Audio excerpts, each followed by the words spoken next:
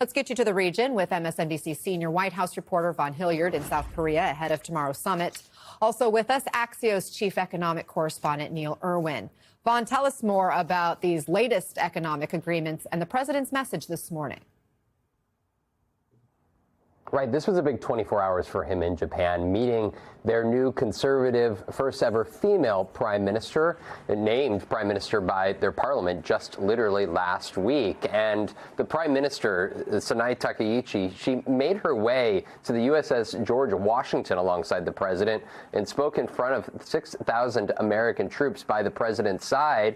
She also presented papers of what she said was her nomination for him to win the Nobel Peace Prize. But to get into the more of the the economic ties between the U.S. and Japan. Of course, the U.S., just behind China, is the second largest trading partner to Japan. And as part of this agreement, this bilateral meeting between the two sides, they suggested a signing of an agreement for the new golden age of U.S.-Japan alliance, focusing on a joint effort for advancements in healthcare, biotechnology, education, AI innovations. They also signed a framework for securing critical rare earth minerals, discussed ending Russia-Ukraine war. Of course, Thailand is a key issue of concern, particularly to the extent to which the U.S. would be willing to defend Thailand if China were to seek an incursion. This is also a moment there, earlier here this morning, in which the U.S. announced that $550 billion that we were talking about yesterday, Anna, that over the summer Japan committed to funding American projects. Trump said today he was able to secure $490 billion in funding from primarily Japan-based companies for production in the U.S. There's, of course, a lot of questions as to the exacts of these commitments. But, for example, Westinghouse with Japanese companies making a $100 billion investment in nuclear reactors in the U.S., $15 billion from Panasonic, $10 billion from Toyota, $30 billion from Mitsubishi. And he gave a shout out to Carrier, which is worth noting, not just for their $20 billion for supplying thermal cooling systems in the U.S., but also for having contributed to his ballroom fund. I want to let you listen to the president at 3 different events over the last 24 hours in Japan talk about how he perceives the successes of his economic coercion, and using Japan as just an example of it. Take a listen. We're going to do tremendous trade together, I think more than ever before. We're just signing a new deal, and it's a very fair deal. Nobody understood tariffs like I understood tariffs, and the tariffs are having people go into our country and spend tremendous numbers like we've never seen, and that brings jobs with it. It brings jobs, it brings importance, it brings everything. The tariffs have been tremendously helpful in terms of national security, the national security for our country, and a lot of the wars that I stopped were because of tariffs.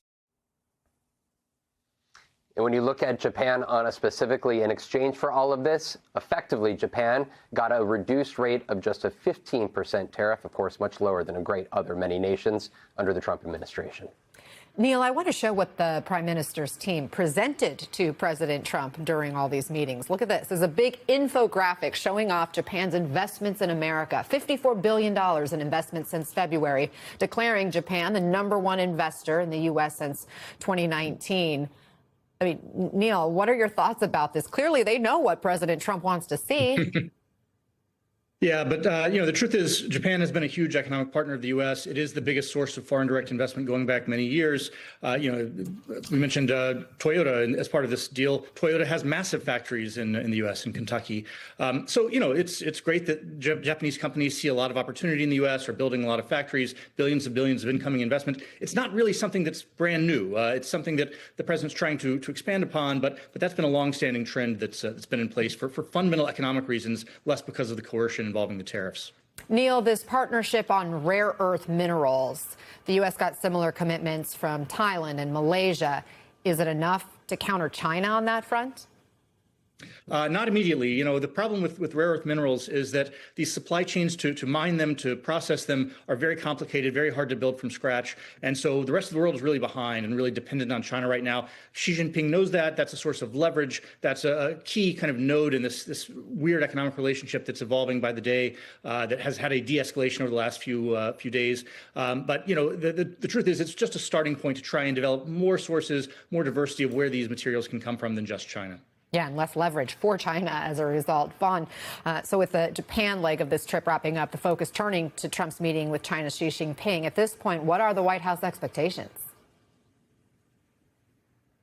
Right. The president is actually going to be making his way here to Busan, South Korea, here in just a few hours' time. And for the president, not only is there expectation of finalizing a TikTok deal that is going to require the approval of President Xi to effectively make ByteDance just a 20% equity shareholder in the U.S. venture that will effectively start running the algorithm. But also, this is there's a framework of an agreement for a trade deal, according to U.S. Treasury Secretary Scott Bessent, that was struck while in Malaysia meeting with their Chinese counterparts just this last weekend. The question is, can President Xi and President Trump actually hammer out more than just a framework and actually reopen the lines of exports, particularly for the U.S. agricultural industry? We know that this is long loomed over the Trump administration, including the first one. There was a preliminary phase one agreement back in 2020 that China never upheld its end of the bargain on here. And so the question is, what would make a trade agreement